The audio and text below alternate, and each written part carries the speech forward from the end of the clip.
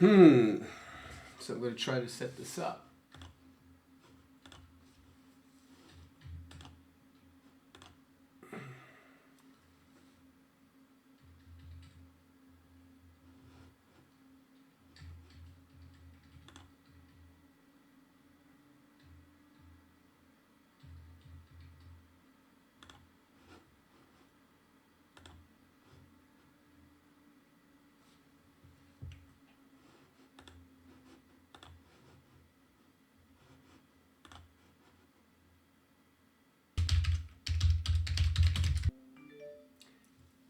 Testing. 1, 2, 3, 4. I'm just wondering how I gotta set this up correctly. Still.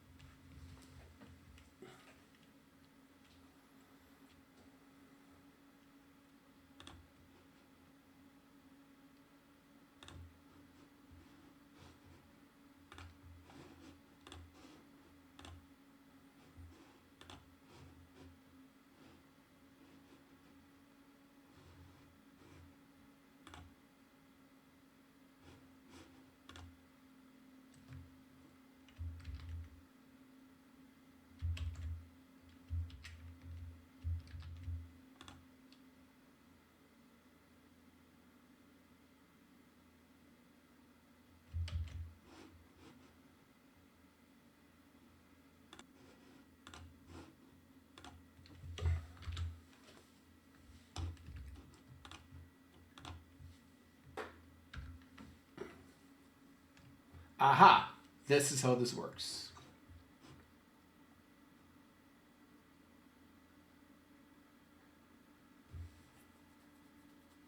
Aha! This is how this works.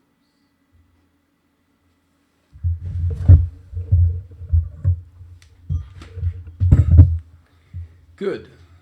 So then.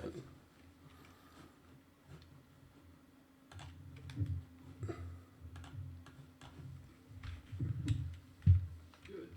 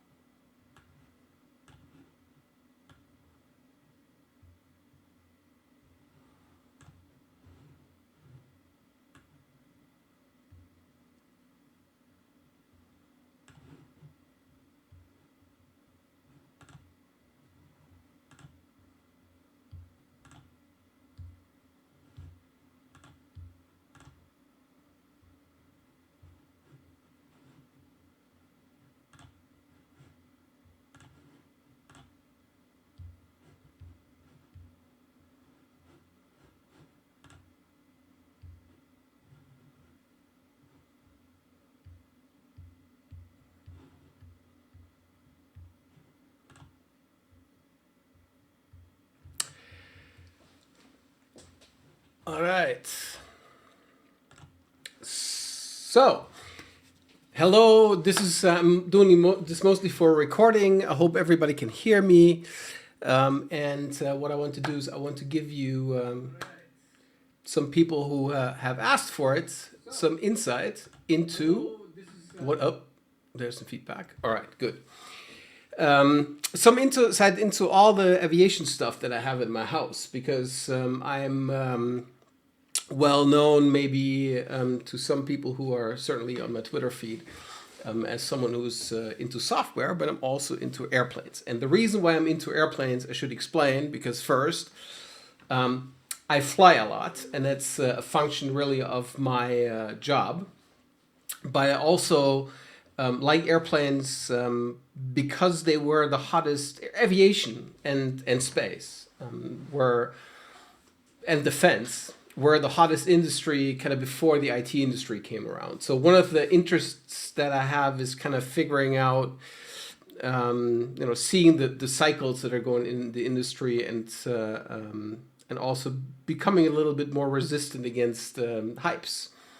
Because certainly the aviation industry and the space industry was not immune to hypes back in their day. And you see a lot of trends like if you go through historic literature, trends like supersonic transport in the 1950s, late 1950s and the beginning 1960s, and into the 70s really, people were sure that supersonic transport would be the transport mode of the future, and that we would certainly all be flying supersonic, and all passenger transport would be supersonic all the time, and that the airplanes that we know today would be relegated to being freighters. And that then, as you know, that didn't materialize for a number of reasons. The sonic boom was quite a bit of annoyance. Then in the beginning of the 1970s, the first oil crisis hit, where people became aware that oil is not a commodity that comes without any price. And so the supersonic transport made way for more efficient ways of moving around, and where we see innovation today in the aviation industry is really around efficiency more than about speed of the speed of which things are going. Now, what I want to do today, if this is successful, if people like it, I might do more of these ad hoc little YouTube talks. What I want to do today is I want to give you a little bit of a tour of stuff that I have here around my house. You see in the background behind me is, and over here, I have some stuff, and I just want to give you a bit of an overview of things that I have collected. One thing I do, and that's something I like, is I care about stuff from the 1950s and 1960s and 1970s, because that was kind of the big heyday, certainly post-World War II, heyday of the aviation industry. And so most of the really interesting stuff, most of the groundbreaking developments happened during that time. So I collect old magazines, mostly from where I can get them. I live in Germany, so I'm leaning towards buying up German magazines, but also some from the UK and some material from the US. And then there's the great thing about the where we are in time relative to the Cold War is that now all of the secrets around black projects, they are now coming up to out to the light. The information gets declassified.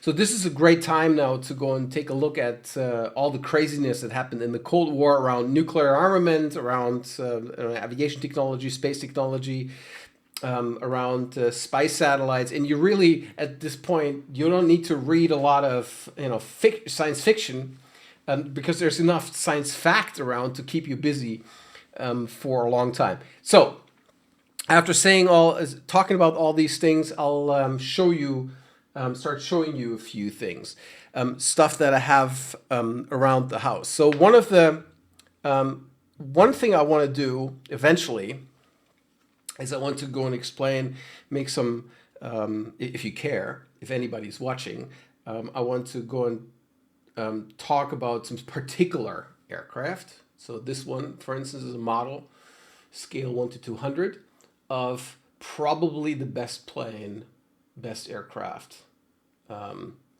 most performant large aircraft ever built. It's the XB-70 Valkyrie. So I have some models here of some aircraft. So there's a book I have, for instance, that's it's from Specialty Press, written by written by Dennis Jenkins and Tony Landis, about the XB-70 Valkyrie, which is a fabulous book. If you're interested in that, you should get this. And then, so this is something that's current. That's a fabulous book that has been put together about the whole history of this XB-70 project. And the B-70 I'm starting with the best airplane of all times, because why not? The B-70 bomber was created in the late 50s as a successor to an aircraft that still flies today, and that's the B-52 bomber, which was then thought to be obsolete. They built this crazy thing here, which looks very modern, I would say. Yet, this is a 1958 design.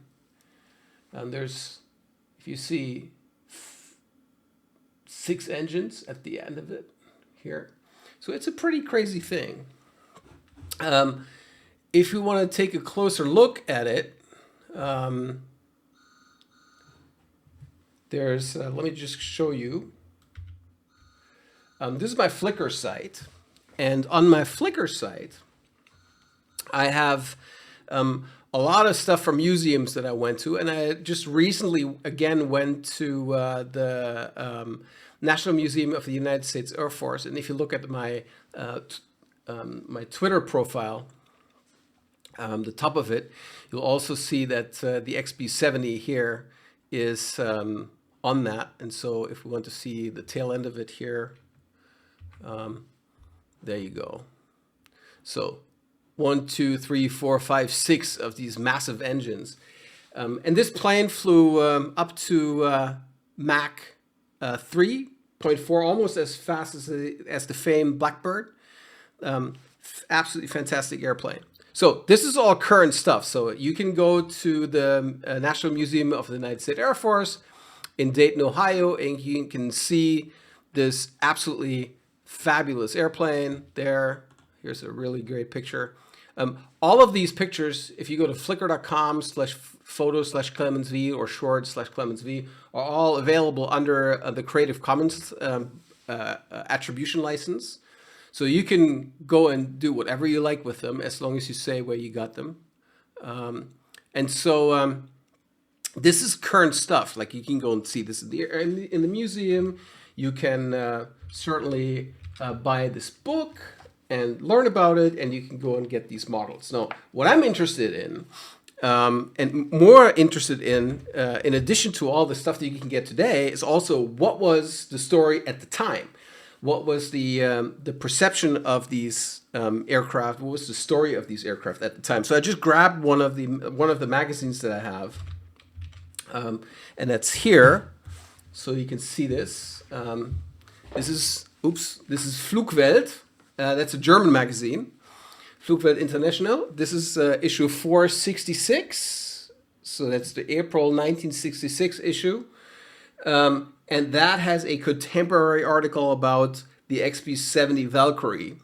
And so that's the great thing about having all this material, is that you can then go and read the story as it was reported then, which is quite interesting, at least for me, to see it.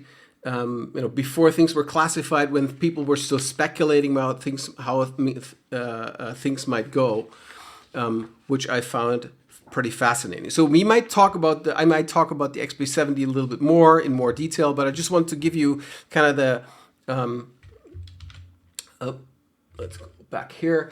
I just want to give you some kind of the rationale for why I care about collecting all these old stuff. So it's not only about the buying stuff you can get today, but really get the story of the time and kind of follow threads through the stories of the time.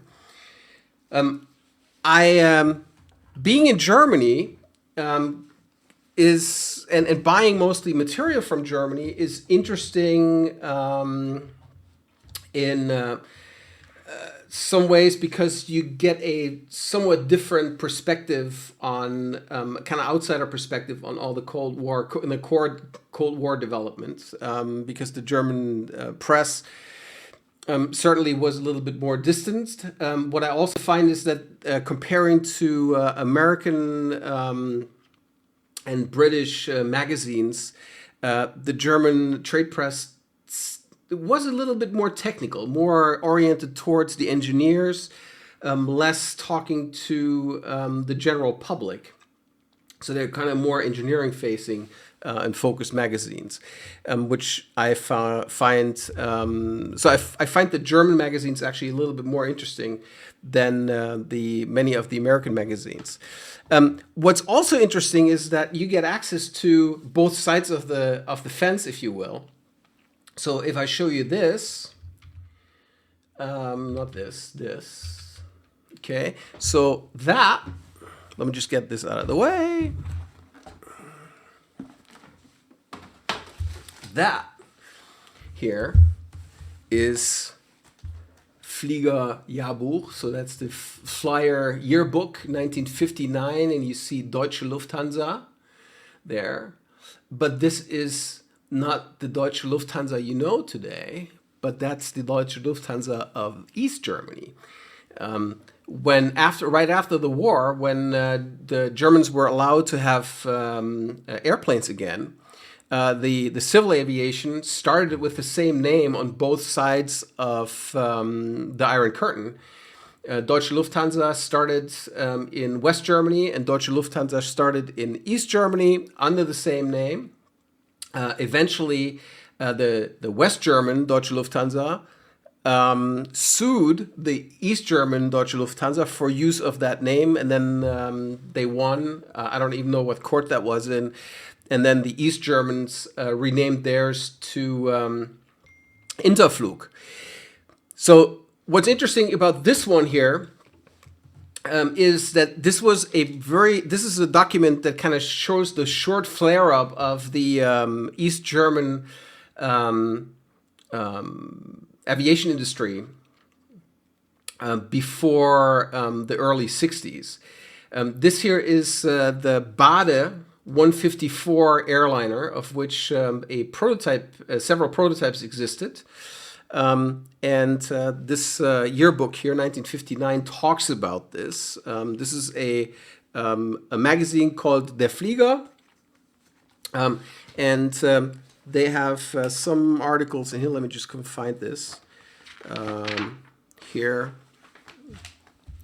where with neuen Flugzeugen zu neuen Zielen, with new airplanes to new goals or to new destinations, where they proudly talk about what they're building here with that new aircraft. They're building licensed Ilyushins on this line, and then they're building this wonderful new achievement of socialism in East Germany. Kind of in parallel, this is the 154. I said 152. I said 154. That's wrong. And so you see this being put together. Now, you don't know about this airplane, likely. A lot of people don't. Here's the Ilyushins being put together, and here's the Bade here. See these engine pods that are very similar in design and style to the Boeing B-47. Certainly not an accident. For that design to be such. It's a very contemporary, very modern, super modern airliner for its time, for the mid-1950s. Now, you don't see any of those, and the reason is twofold. First of all, the design was fairly deficient. and there was the prototypes crashed, so that was not a very happy program. But also, in the end, the Germans were not allowed to produce an airliner that would then go and compete with the Soviet designs, as the Eastern Bloc was doing division of work of heavy industries effectively amongst them. So the East German aviation industry, mostly after the failure of this project, was almost completely dismantled. And from 1961, they did some licensing work, but there was no original design being done in East Germany. But this is... So I bought this one a few weeks ago, and just today, I haven't even looked through them, I got a whole new stack of these. I literally haven't looked into this yet. So let's go and open. There's not a lot of pictures. Der Wirtschaftsflug der Deutschen Demokratischen Republik. So that's the flying for agriculture, as you can see. Helicopters, helicopter technology. What's interesting is that these East German magazines, as I go through them, are pretty neutral in terms of covering the world's aviation industry. They're not. I was thinking they would be more geared towards, and this is me just being a child of the Cold War and having no notion of East Germany, and I'm from the West. But here's, Sikorsky S70, S60, S62, Westland, Belvedere. So they give a pretty good overview over everything that's available. It's not it's a very factual magazine that just talks about as things were and what the market looked like across the world, and it wasn't really biased really towards the achievements of communism. What's also interesting, similarly, and this is where I'm now going to grab something from behind me, where I go into stuff that's a little bit older, is a magazine called the Deutsche Sportflieger. Now I have to be a little bit careful here because of laws and regulations, because I can't. Hang on. So I can't show you swastikas on screen, or I shouldn't, because that's not right, unless they've slipped through for historical reasons. But I just want to make sure that I don't, so I'm covering them up, because there's rules and regulations in Germany around what you can and can't show, and these are magazines that are from 1940, which means they are from right in the middle of the war. And this one is called the Deutsche Sportflieger, which is a German magazine from during the war. And I'll go and show you some of that as well. Here you go. And what's interesting there is that you have a reports about and this is in 1940. So you have reports about the Northrop N3. You have a technology speculation about a British short large bomber called Sterling. You have a report about the Grumman Wigian, and some other American achievements, a Pitcairn, and all of those different international planes. And really, when you read through this, it's not a propaganda piece. It's factual reporting about what was going on in the aviation industry at the time in the 1940s and 1930s. It's really something for aviation industry experts. It's an insider magazine and wasn't loaded with propaganda. Well, it was loaded with propaganda right up front, I would say. So this starts with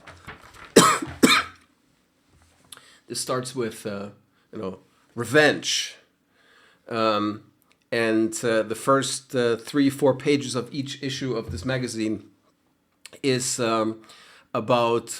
really about propaganda. But otherwise, they were just reporting the facts of the day. So of this one, let's go switch back. Oops, here we go.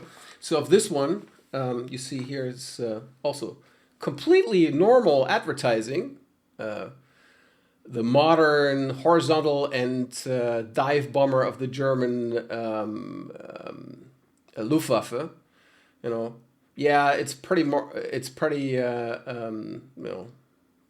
obviously aggressive, but that's not very different from any of the aviation ads you would see in any current magazines that deal with the aviation industry, like the Air Force magazine or anything of that sort. So, and then inside of them, if I look at the last pages, really, you have advertisements like navigation aids, and you get you have stuff about ground equipment, and so this is pretty normal. It's just aviation industry magazine from within the war, which is also kind of interesting. So I have those. So I have the years some of the years 1939 and 1940 of these. So, oops.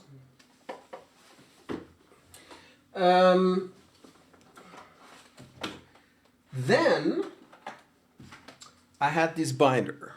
This did I just put on the side? Where did I put this? Here we go.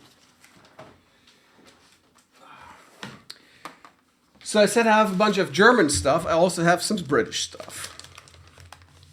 For instance, this is the Royal Air Force Flying Review, which is a magazine that has been made apparently with the help of the Royal Air Force. This is a journal of the Royal Air Force, the British Royal Air Force, of course. So let's go and take a look at that. Here we go. And this is not as technical. It's interesting in that it is really quite obviously for people who are in the service. So it has always has some jokes. It has some reports about pilot life, and then it also has some posters, like the Vickers Valiant, and some reporting. This is the aircraft of the month. The month is March 1957.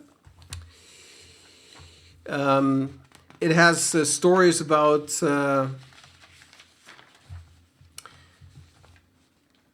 the war, World War II in that case, obviously, and it has and stories like Escape from Poland.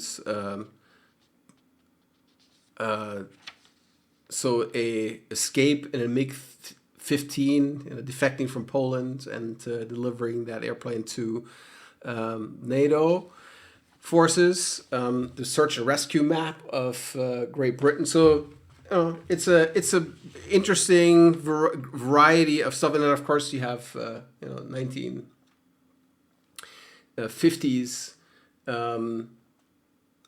advertisements, which kind of gives you a bit of an insight into the time. So that's fairly cool as well, and that also gives you quite a bit of material, kind of insight into what the time was like during the Cold War.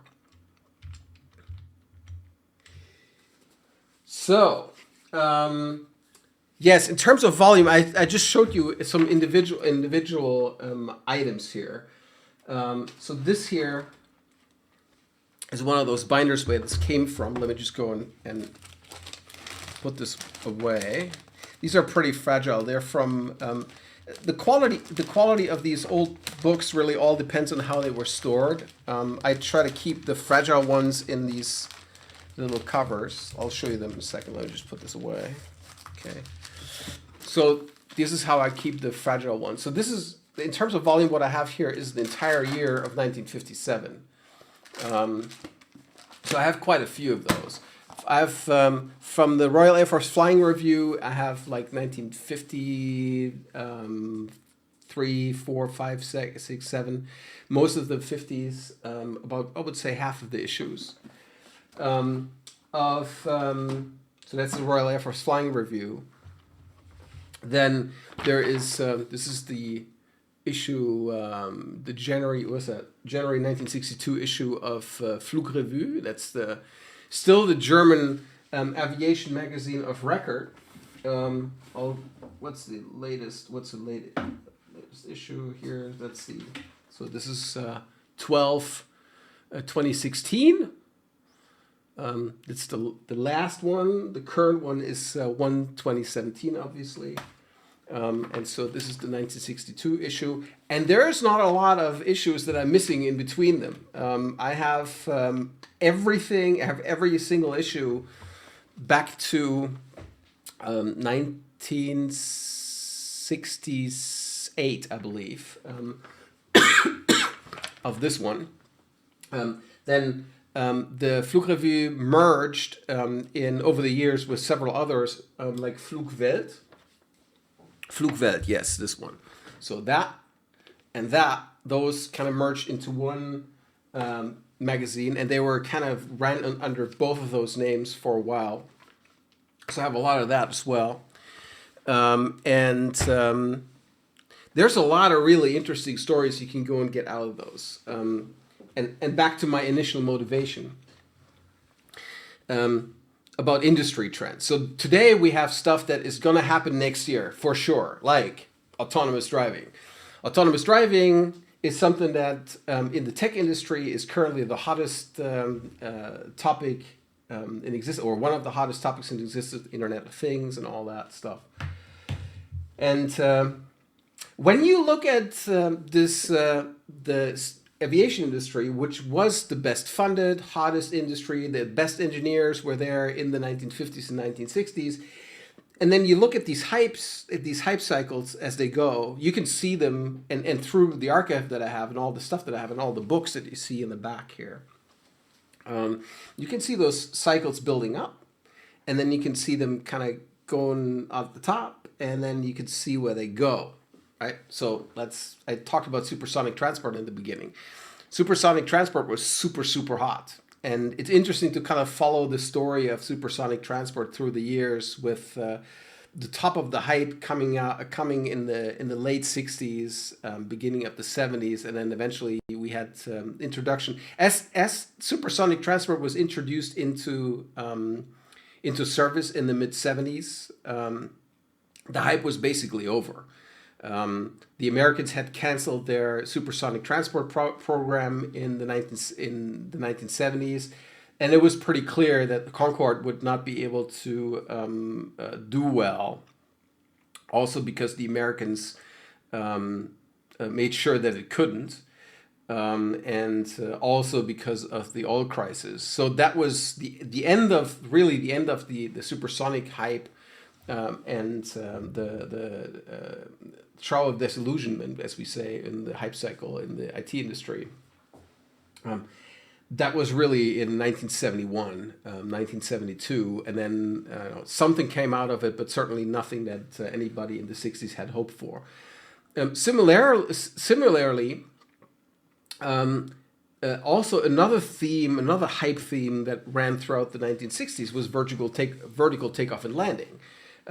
So if you read the stories, you will find that either we would be flying supersonic between continents, or we would go more or less from house to house, or from neighborhood to neighborhood, using airplanes that could take us vertically, to the next airport, in various forms. And there were vertical takeoff and landing transport planes, and not only military. Transport planes and certainly all the jet planes would be vertical takeoff and landing. All the successor aircraft of anything that would exist in the 1960s were all vertical takeoff and landing. Then there were also technology studies and even existing prototypes of various types of heavy lift helicopters that would be able to get people in and out of neighborhoods very easily. So that in general, the aviation industry thought they were becoming as pervasive in our everybody's life as the car would be. We know where that went. So there are some of these aviation megatrends. Some of them came true. A lot of them didn't. And I find that really fascinating to walk through and to look through those things in the archive. And if you care, I would actually go. This is pretty ad hoc, obviously. I'm just showing you stuff that I have around here. If anybody cares, I would probably do some little bit more, organization of material and then walk through that stuff in a more organized fashion to kind of follow a trend from the beginning through the back. Well, what else do I have? I have some models. This is as you can see, a 747, obviously, with the Seattle Seahawks design. I have that plane, can be purchased in the Boeing store in Seattle. That's part of and there's two of them. There's one in Everett, and there's one down in Seattle by Boeing Field. Which gets me to another topic that I just want to point you to, since I showed you the web.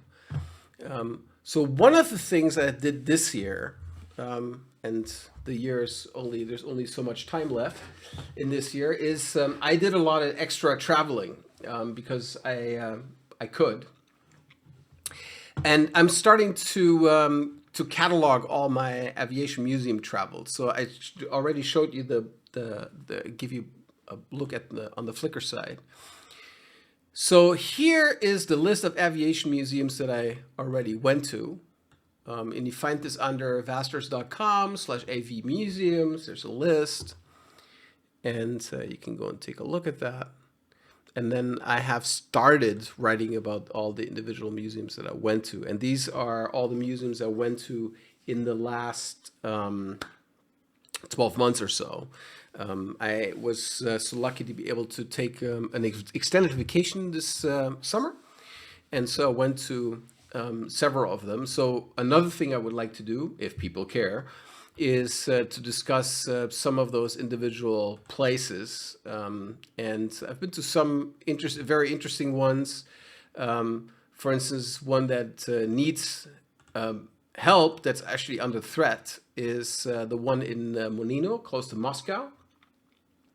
That's the Central Museum of the Russian Air Force, and it appears, so I read, that the Russian government is planning to create a central museum for all of the forces, and unfortunately, what would mean that they could only move airplanes that are small enough to be moved and not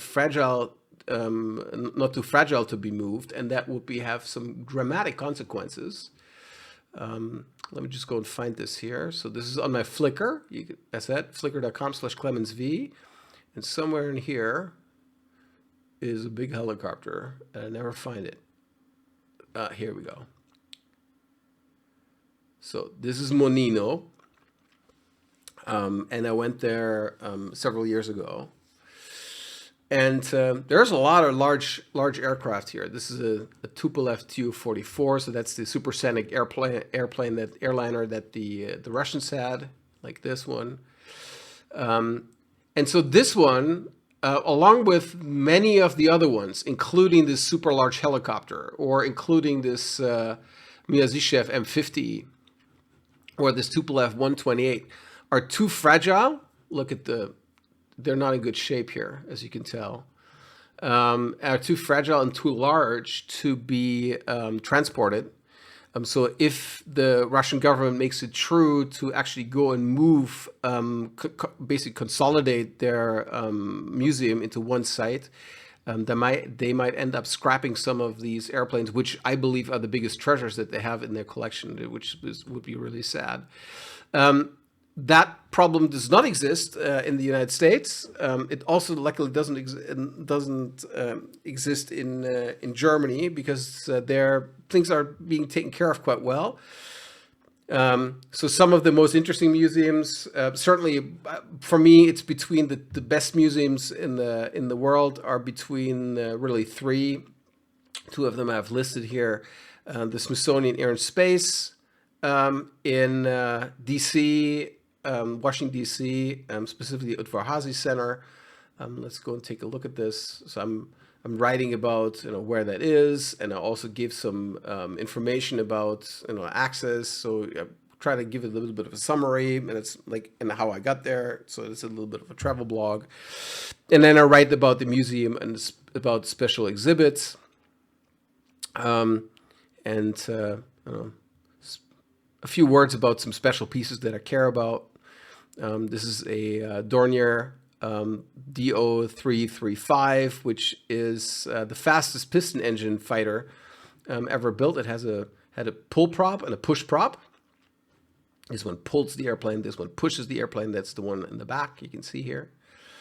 And they also have a super rare thing. They have many of the last ones. And here's a Horten Flying Wing that they still need to go and piece together here. That's in restoration. And that Horten Flying Wing, there's a model in another museum in San Diego that I also went to that I can also talk through. And of course, Space Shuttle Discovery is at that museum. And then I have, and this is the X-35, the precursor to the F-35 that's currently being introduced into services.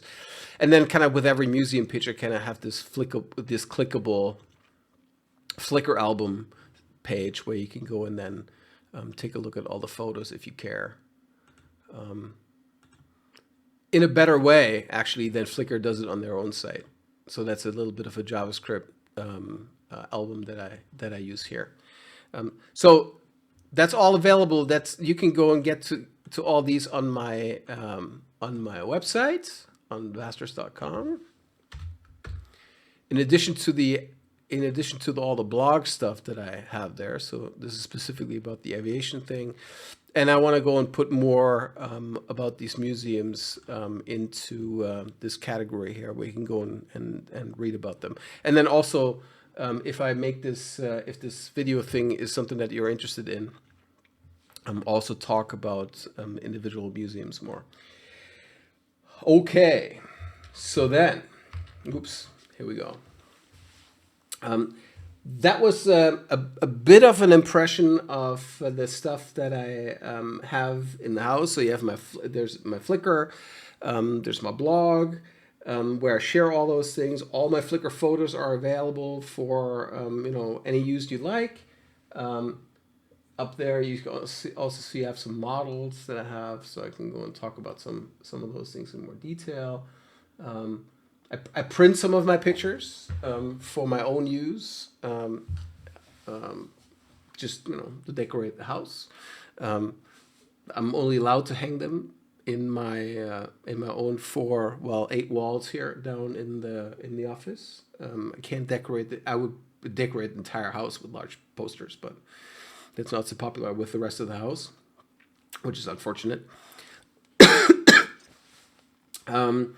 Yeah, so that's so much of an introduction. I don't know how much of how useful or how interesting that might be. Please give me feedback. Write some comments down here, or send me some feedback on Twitter at ClemensV. I'm going to put that into the summary here as well, and let me know whether you find this interesting, whether you want to hear something about particular aircraft, or whether you're interested in thumbing through the collection a little bit more. I find this video the best way of doing fair use for all of this content.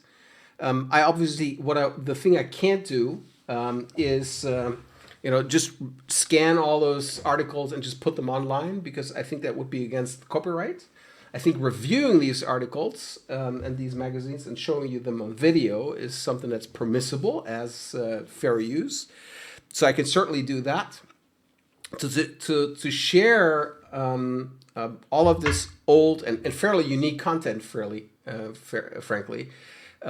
it seems the best option to actually go and do these YouTube videos, and that's kind of the reason why I've started to do this. And so please let me know whether that's something you'd be interested in. If only 5 people or 6 people care, I might just do them. Okay, that's as much as I will do for today.